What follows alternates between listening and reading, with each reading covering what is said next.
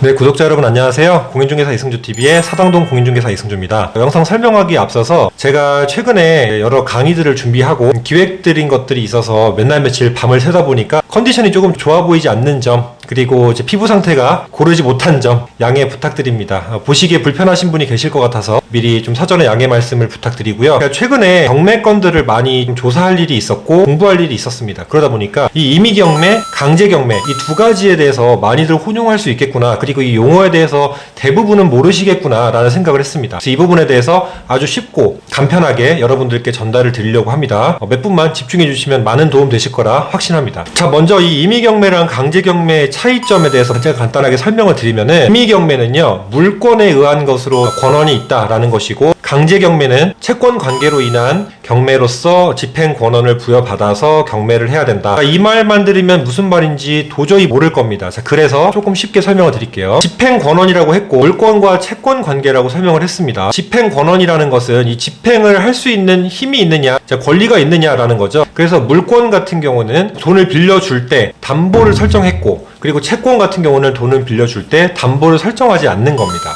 자, 그래서 한 단계를 법원의 소송이나 재판을 통해서 확정을 받고 이 권한을 부여받는 것이 채권이고요. 물권은 말 그대로 등기부에 그냥 찍었죠. 그리고 이미 물권 자체로서 그 권한을 가졌기 때문에 따로 한 단계를 더 거치지 않고 물권 자체만으로도 경매를 붙일 수가 있어요. 하나씩 세부적으로 보겠습니다. 근저당권, 저당권 중에서 이 저당권과 근저당권의 차이는 엄연히 말해서 많이 다르고요. 제가 이 저당과 근저당의 차이점에 대해서 올려놓은 영상이 있으니까 영상 한번 참고해 주시면 좋을 겁니다. 그래서 간단히만 좀 설명을 드리면, 저당은 금액이 딱 특정된 게 저당입니다. 그리고 근저당은 이렇게 근사치라고 생각하시면 좋아요. 보통 금융권에서 근저당 받아보신 분들은 아시겠지만 원금의 120%, 1금융권의 경우, 2금융권의 경우는 130%까지 잡는 경우들이 있는데요. 그 이유, 20%나 30%를 더 잡는 이유는 원금만 빌려줬을 때, 받았을 때 이제 이자나 이런 소송을 갔을 때나 재반 비용들이 있잖아요. 그런 부분들까지 20% 혹은 30%까지 더 설정을 해서 원금의 120%, 원금의 130% 이렇게 해서 근저당을 설정하는 겁니다. 이런 이유들이 있다는 거 서두에 간단히 설명드리면서, 자, 그럼 이어서 전세권, 저당권 혹은 유치권, 질권, 담보 가등기, 자, 이 특징이 뭐냐면 다 물권입니다. 그리고 또 하나는 담보가 가능하다는 거죠. 물론 등기부에 다 찍히진 않아요. 모든 권리가 다 찍히지는 않습니다. 물권이라고 해서. 그렇지만 어쨌든 물권이라고 해서 채권보다 훨씬 강한 힘을 갖고 있다 정도는 알고 계실 겁니다. 이런 경우에 임의경매라는 표현을 씁니다. 두 문자로 좀 암기하시기 편하게 물임이라고 외우시면 돼요. 자, 물권은 임의경매다. 자, 어때요? 쉽죠? 물임. 그럼 반대로 채권은 강제경매죠? 그럼 채강, 물임, 채강 이렇게 외우시면은 채권으로 인한 거는 강제경매구나, 물권으로 인한 거는 임의경매구나, 이렇게 알 수가 있는데요. 자, 왜 헷갈릴만 하냐면, 저도 처음 헷갈렸는데 강제경매가 뭔가 느낌상 강제로 더 할 수 있으니까 힘이 더 센 것 같은 느낌이 들잖아요. 근데 실상은 임의경매는 임의로 내가 경매를 붙여버릴 수 있다는 의미로 이해하시는 게 좋아요. 제가 한마디로 아까 말씀드린 근저당을 설정할 때 담보물을 제공을 받죠. 가장 쉽게 예를 들 수 있는 우리 생활에서 많이 이루어지는 거래가 금융권에서, 은행에서 내 집을 사면 집을 담보로 대출을 받습니다. 그때 근저당을 설정을 하죠. 금융업이나 이런 은행권에서는 담보를 바탕으로 설정을 하는데, 자, 못 갚으면 임의로 처분할 겁니다 라는 뜻으로 임의경매다 라고 생각하시면 굉장히 쉬울 겁니다. 자, 이 임의경매의 경우는 이미 물권으로 강한 집행권한을 확보를 했기 때문에 별도의 소송이나 재판 등의 절차를 거치지 않고 그냥 바로 경매에 붙여버릴 수 있어요. 채무자가, 그러니까 이 집을 내어준, 담보로 내어준 설정자 있죠. 그러니까 근저당권 설정자, 담보 가등기 설정자, 베풀 설자를 써서, 그러니까 채무자가 되는데, 채무자가 돈을 못 갚았어요. 약정 기일에. 혹은 뭐 이자가 연체됐어요. 성질합니다. 언제까지 안 하면 경매할 거야? 그때까지 못 갚았어요. 그럼 경매가 넘어가잖아요. 그때 하는 게 임의경매라고 보시면 돼요. 그래서 임의경매로 인한 낙찰 이랬을 때 다 권한을 보면은 전세권, 저당권 혹은 담보 가등기, 유치권 이런 식으로 물권으로 인한 권한들 때문에 경매에 넘어간 걸 임의경매라고 합니다. 자, 여기까지 이해가 좀 되셨으리라 생각을 합니다. 막연하게라도 이해를 하면 됩니다. 다음으로 강제경매가 있어요. 강제경매는 제가 아까 서두에 설명드린 대로 채권관계입니다. 이 채권관계는 뭐냐면 개인과 개인 사이에만 채권 채무를 부담하는 것을 말하는데, 그러니까 이제 물권 같은 경우는 만인에게 주장할 수 있어요. 그만큼 힘이 세다는 거고, 이 채권은 예를 들면 임대인과 임차인, 그러니까 주인과 세입자 관계라고 볼게요. 세입자가 보증금을 줍니다.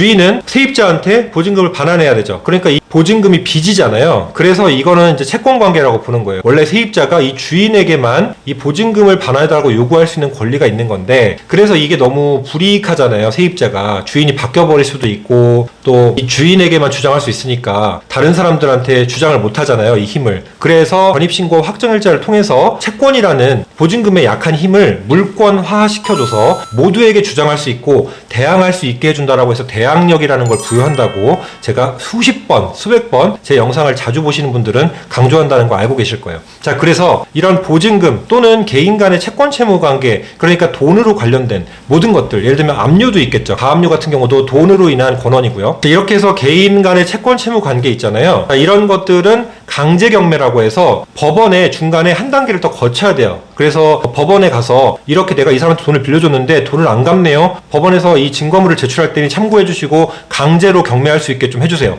그래서 법원에서 확정 판결을 딱 해줘요. 자, 이거는 권한을 부여해 줄 테니까 경매하세요. 자, 이러면 그렇게 권한을 부여받고 할 수 있는 게 이제 개인 채권 관계에 기한 강제 경매입니다. 그래서 개인 채권 채무 관계는 보통 이제 근저당 설정이라는 물권을 통해서 등기부에 찍는 걸 잘 안 하고 차용증 써서 이렇게 주죠. 차용증 들어보셨죠? 자, 근데 차용증만 주면은 어떻게 보면 좀 약할 수도 있어서 공공연하게 검증을 받고 싶다, 증명하고 싶다, 그래서 공증을 합니다. 그래서 변호사 사무실에 가서 공증하거나 공증 사무실에 가서 이렇게 금액별로 정액 보수가 있어요. 공증료가. 그래서 공증료를 누가 내는지 얘기를 한 다음에 공증 사무실에 가서 공증을 받죠. 그렇게 해서 채권 채무 관계를 공공연하게 증명을 받죠. 이 개인 채권 채무 관계는 담보 설정을 따로 안 했잖아요. 이 목적물에 집을 가지고 저당을 잡거나 하진 않았기 때문에 전세권이나 근저당권 같은 경우는 찍는데 담보가 없으니까 한 단계를 더 거쳐서 법원에서 입증을 해줘야 강력한 힘이 부여된다. 그 다음에는 이제 똑같은 경매 단계에 들어갈 수 있다. 이렇게 생각하시면 돼요. 물권은 임의 경매로 한 번에 붙여버릴 수 있고 바로 힘이 있고 채권자가, 채권은 한 번에 바로 할 수 있는 힘이 없으니까 법원에 가서 판결을 받고 집행 권한을 받고 한 단계를 더 거치고 경매를 한다. 이건 강제 경매다. 임차권 등기 명령 같은 경우가 이제 강제 경매라고 볼 수가 있는 거예요. 그래서 임강이라고 저는 외웠는데요. 임차권 자체가 보증금을 반환하지 못해서 주인이 이 채무 관계를 이행하지 못해서 세입자가 다른 데로 집을 이사를 해야 되는데 전입 신고를 못 하고 있는 상황이라서 이사를 가야 되는데 대항력을 유지해야 돼서 이렇게 임차권 등기를 하는 거잖아요. 그래서 임차권 등기라는 권한을 받아야 또 이사를 가고 뭐 이렇게 집행 권한을 부여를 받는 거잖아요. 이것도 그래서 임차권 등기 명령, 이름 자체가 뭐죠? 명령이에요. 그러니까 이거에 기해서 강제 경매를 하는 거죠. 그래서 최근에 임차권 등기에 기해서 경매가 넘어가는 경우들을 자세히 보면 다 강제 경매라고 써 있습니다. 그래서 임의 경매, 강제 경매에 대해서 차이점을 한번 좀 말씀드려봤고요. 그러면 한 가지 의문이 드실 수도 있어요. 똑똑하신 분들은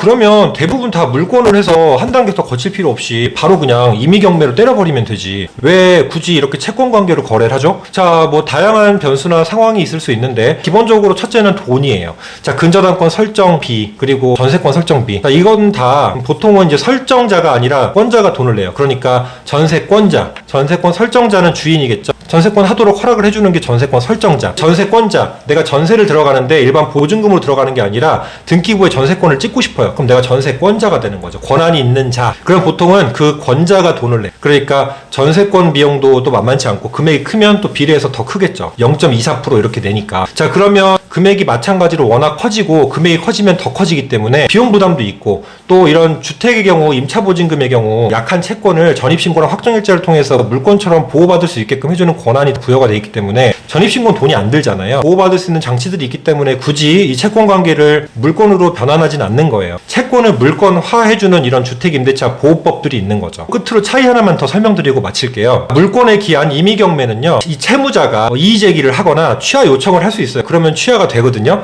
근데 강제경매는 말 그대로 강제죠. 그러니까 이제 법원에서 판결이 딱 내려진 거예요. 판례가 확정된 힘이라고 하는데 이제 기판력이라는 게 굉장히 세요. 권한을 부여받아 진행하기 때문에 이 채권자가, 그러니까 임차권 등기라면 세입자가, 돈을 못 받은 세입자가 임차권 등기를 명령을 말소해주거나 아니면 취하를 해주지 않고 혹은 직접 동의를 해주지 않는다면 이 채무자가, 예를 들면 집주인이 취하 요청을 하거나 이의제기를 할 수가 없습니다. 그래서 강제경매는 이렇게 법원의 판결이 있기 때문에 법원을 한마디로 끼고 가기 때문에 굉장히 힘이 세서 이 채무자가 임의로 취하 요청을 하거나 이의제기를 할 수가 없습니다. 근데 이 아까 임의경매는 이미 근저당 권자와 근저당 설정자 이렇게 둘이 가지고 본인들끼리 이렇게 티격태격 하는 상황이잖아요. 임의경매 경매를 붙이는 상황. 이럴 때는 둘이 잘 얘기가 돼서 취하를 할 수도 있고 이의제기를 할 수도 있는 거죠. 자, 이 차이가 좀 있다라는 부분 보시면 될 것 같습니다. 이렇게 해서 오늘 임의경매, 강제경매 내용에 대해서 축약을 해서 최대한 쉽게 제가 여러분들께 최대한 이해하시기 쉽게 설명을 드렸고요. 내용 자체가 어렵기 때문에 이 단어를 소위 말하는 뭐 은어나 쌈마이 용어로도 설명을 할 수는 없는 거고, 이 정도 설명드리면 어느 정도 이해를 하실 수 있지 않나 생각이 듭니다. 자, 오늘 내용도 시청해주셔서 감사하고요. 다음에 영상에서 또 좋은 내용 가지고 돌아오도록 하겠습니다. 다음 영상에서 만나요. 감사합니다.